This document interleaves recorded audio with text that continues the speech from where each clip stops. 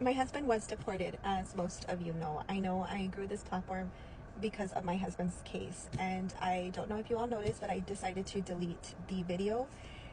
Not because anything personal, it was just more so of a lot of messages I was getting was asking me for help on this and help on that.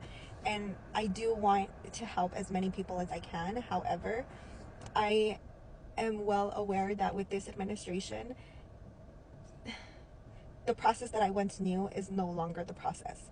And I am not a lawyer. I was just a desperate mom that her husband was still in Mexico, and I was just trying to get him over here as fast as possible. So I didn't go with a lawyer, as most of you know.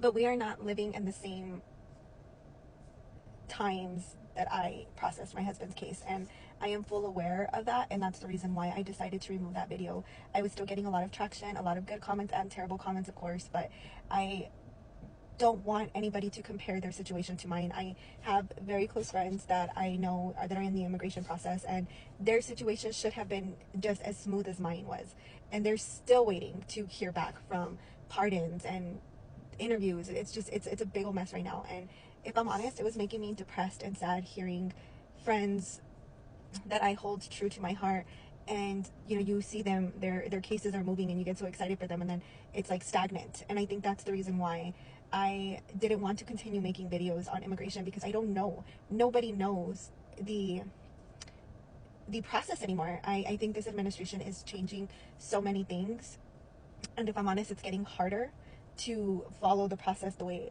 my husband's case was. So that's the reason why I decided to remove it. I got a message right now, and they're like, "Oh my God, are you not with your husband anymore because you didn't know?" It has nothing to do with that. It's just in that video I discussed the process of immigration that my husband took, and so many people were asking for my help, and I would respond and give them all the help that I can. But now I feel so uncomfortable giving anybody advice, just because it's no longer the same anymore.